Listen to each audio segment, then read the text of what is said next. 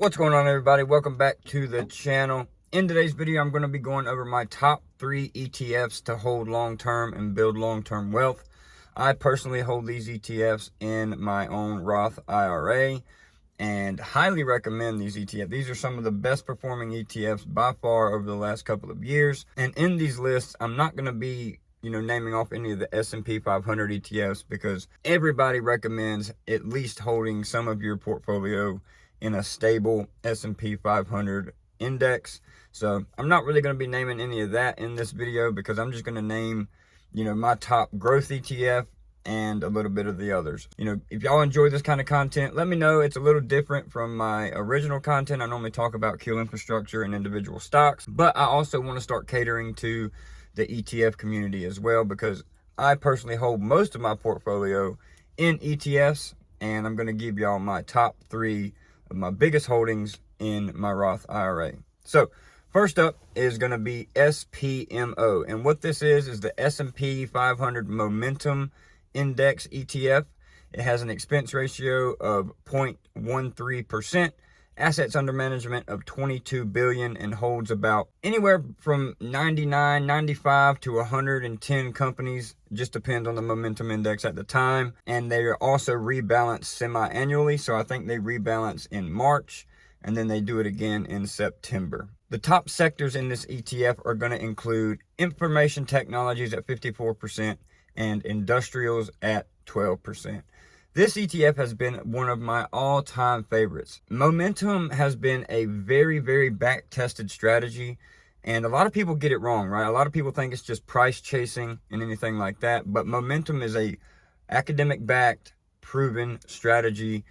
And, this thing's been around for a couple of years now, and it has absolutely outperformed anything it touches, right? I think this year alone, it's up over 40%. Past price action does not guarantee, future price action. And I'll kind of read you the overview of it now. So the Invesco S&P 500 Momentum ETF is based on the S&P 500 Momentum Index. The fund generally will invest at least 90% of its total assets in the securities that comprise the index. The index tracks the performance of stocks in the S&P 500 that have a high momentum score. The fund and index are reconstituted and rebalanced twice a year on the third Friday of March and September. Constituents are weighted by their market capitalization and their momentum score. So each time they have a rebalance, they go through the index and they give each stock, they look back at the 6 to 12 month price history along with other metrics, give them a momentum score, and then place their weights in the ETF depending on their score. So SPMO, by far one of my biggest holdings in my portfolio. Definitely bullish on it long term.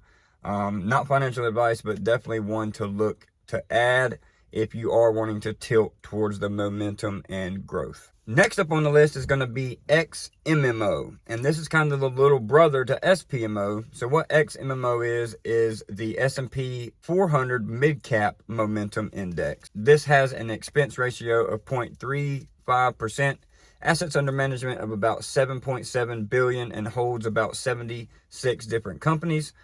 And this also rebalances semi-annually, kind of on the same schedule as SPMO. And the reason I hold this, because it kind of gives me that broader diversification in the momentum side of things. So if you can't tell, I'm kind of a momentum or really a factor-based investor. I hold the S&P 500 for the overall value and the biggest companies, and I hold SPMO for that large cap momentum tilt. And now I hold XMMO for the mid-cap sector of the market with the mid-cap momentum. The top sectors in this includes industrials at 42% and information technologies at 16%. And the reason I hold this is because a lot of the ETFs out there are all information tech heavy, right? And you can see with XMMO, the information tech is heavy at 16%, but industrials outweighs it at 42%. And looking back on price history with XMMO, it has also almost beat the S&P 500, just like its big brother, SPMO. And I'll kind of give you an overview of XMMO as well.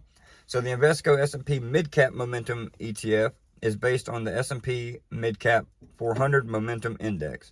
The fund will invest 90% of its total assets. The index is composed of securities with 80 securities in the S&P Mid-Cap 400 Index, having the highest momentum scores which are computed by measuring the upward price movement of each security as compared to other eligible stocks within the mid-cap 400 index. So kind of the same deal with SPMO. You know, it's all momentum based. They look back about 6 to 12 months, compare momentum scores, and then what they take those scores and put it into the companies, and that's how they weight them. So XMMO is also a great addition to the portfolio. I think my portfolio weight is about 10% in XMMO with, you know, for my overall portfolio.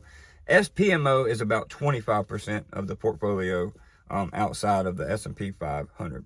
Last but not least, and this is going to be my value tilt. So you can see I have the S&P 500 and then I have two momentum style. So the next one's going to be small cap value. And this is kind of where, you know, you kind of balance the portfolio out. You don't want to lean too hard in the momentum side of things. So when the momentum falls off, you kind of have a value ETF to pick up and take over while momentum is down. And this ETF is going to be AVUV, the Advantis Small Cap Value ETF. The expense ratio with this is 0.25%. Assets under management comes in about 29 billion, which is pretty massive for a small cap ETF.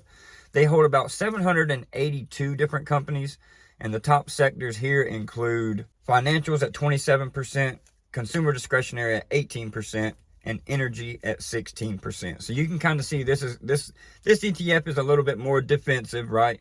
And that's what you want when you're a factor investor. You want the momentum when momentum's hot, and then you want the value for when the momentum dies out and is struggling. The value can, pick up and take over, kind of hold your portfolio up while the momentum, say the momentum ETFs, they rebalance, or let's just say they have a bad rebalance and they don't rebalance again for another 6 months. If the companies they chose at that rebalance start struggling and they fall off, then the value plays will kick in along with the S&P 500 fund and kind of keep that portfolio steady. Now, is this overall portfolio risky? 100%, right? But I'm young. I have a long time till retirement. I'm not worried about touching the money.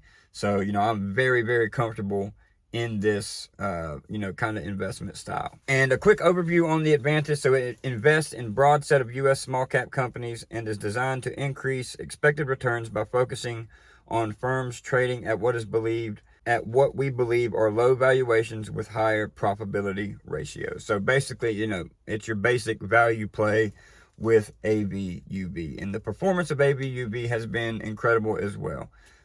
All these three funds have been back tested. They're very trusted funds. SPMO is with Invesco and AVUV is with Advantis. Very well-known funds, very safe investments in my opinion when it comes to, having to worry about the funds getting, liquidated or anything like that. You do not have that worry with these, at least in my opinion.